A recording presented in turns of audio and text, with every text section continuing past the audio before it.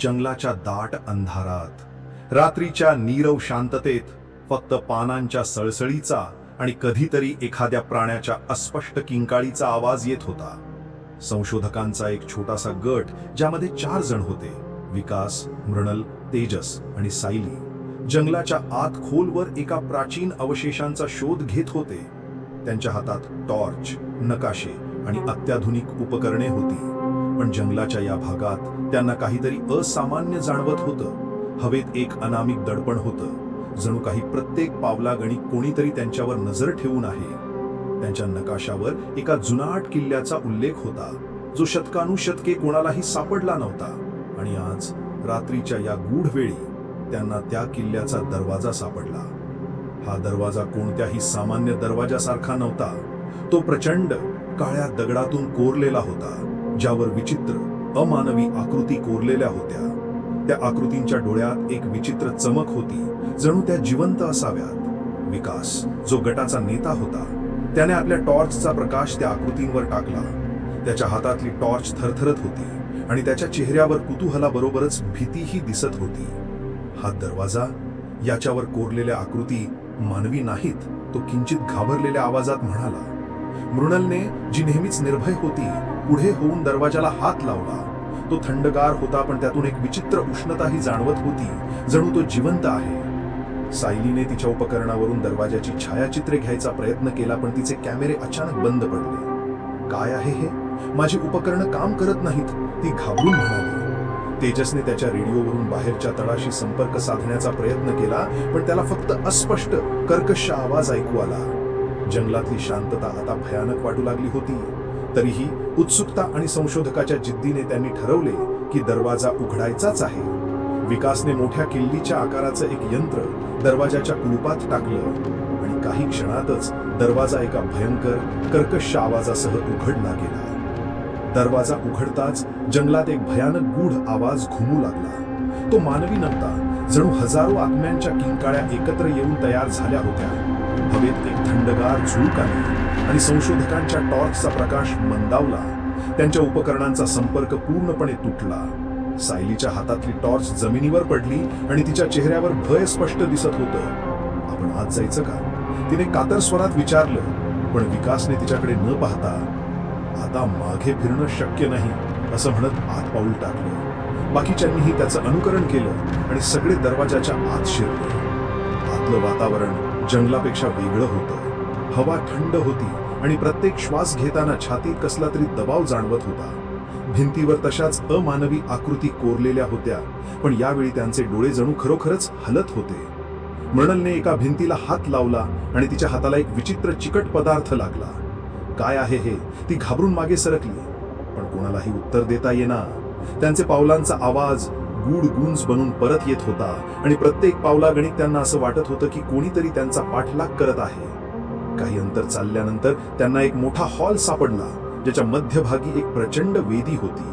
त्या वेदीवर एक काळा दगड ठेवलेला होता, ज्यावरून लाल रंगाचा द्रव उघळत होता. रक्त? तेजसने घाबरलेल्या आवाजात विचारलं. पण जवळ गेल्यावर त्यांना जाणवलं की तो रक्त नव्हता, तर काहीतरी अनामिक द्रव होता, जो हवेत गंध पसरवत होता. सायलीला आता घाम फुटला होता. आपण इथून निघायला हवं, ती किंचित रडवेल्या आवाजात म्हणाली. पण विकासने तिच्याकडे दुर्लक्ष करत वेदीचा अभ्यास सुरू केला. अचानक हॉलमधला प्रकाश मंदावला आणि त्या गूढ आवाजाने परत एकदा सगळीकडे घुमायला सुरुवात केली. आकृतींचे डोळे आता स्पष्टपणे चमकत होते आणि त्यांच्या चेहऱ्यावर एक क्रूर हास्य दिसत होतं. मृणलच्या हातातली टॉर्च जमिनीवर पडली आणि ती किंचाळली. काहीतरी आहे इथे. तिच्या मागे एक सावली सरकली, इतक्या वेगाने की कोणालाही ती नीट दिसली नाही. विकासने सगळ्यांना जवळ येण्याचा इशारा केला, पण त्याच वेळी तेजस अचानक गायब झाला.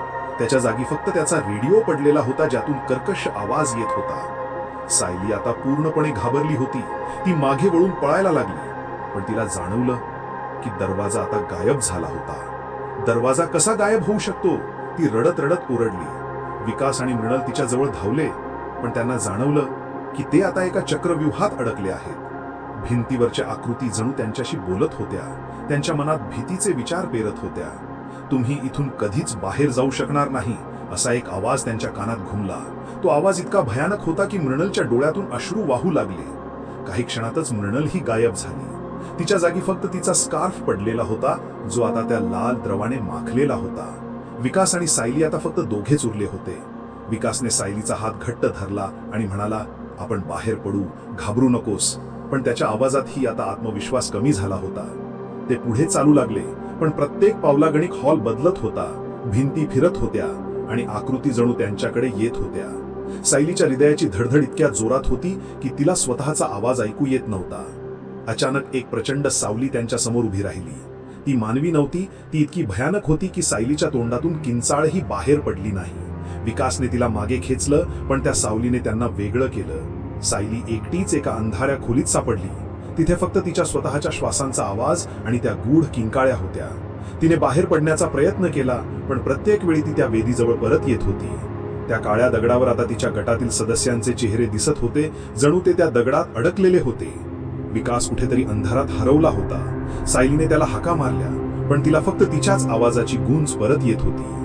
तिच्या मनात आता फक्त एकच विचार होता, बाहेर पडायचं. तिने सगळी शक्ती एकवटून त्या खोलीतून बाहेर पडण्याचा मार्ग शोधायला सुरुवात केली. तिच्या हाताला एक लहानसा दरवाजा लागला, जो आधी तिला दिसला नव्हता. तिने तो उघडला आणि एक प्रचंड प्रकाशाने तिचे डोळे दिपले. ती बाहेर पडली, पण तिच्या मागे त्या भयानक किल्ल्याचा दरवाजा पुन्हा बंद झाला. सायली जंगलात एकटीच उभी होती. तिच्या हातात फक्त तिची टॉर्च होती, जी आता पुन्हा चालू झाली होती. तिने मागे वळून पाहिलं, पण तिथे काहीच नव्हतं. नाही किल्ला, नाही दरवाजा. जणू सगळं एक स्वप्न होतं.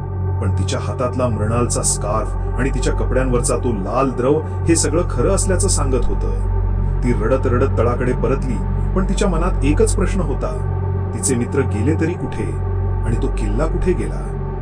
तळावर परतल्यावर तिने सगळं सांगितलं, पण कोणालाही तिच्यावर विश्वास बसला नाही. तिथे काही किल्ला नाही असं तळावरचे लोक म्हणाले, पण सायलीच्या डोळ्यात त्या भयानक आकृत्यांचा चेहरा आणि तिच्या मित्रांचं गायब होणं कायमचं कोरलं गेलं होतं. ती रात्री झोपताना अजूनही त्या गूढ आवाजांना ऐकत होती आणि तिच्या स्वप्नात तो दरवाजा पुन्हा पुन्हा उघडत होता. तिने त्या जंगलात परत जायचं ठरवलं. तिला तिच्या मित्रांना शोधायचं होतं किंवा किमान त्या दरवाजाचं रहस्य उलगडायचं होतं. पण प्रत्येक वेळी ती जंगलात गेली, तिला फक्त तीच सळसळ आणि त्या गूढ आवाजांचा सामना करावा लागला. त्या किल्ल्याचा दरवाजा जणू तिच्यासाठीच लपला होता आणि ती एकटीच त्या भयानक अनुभवाला सामोरी गेली होती.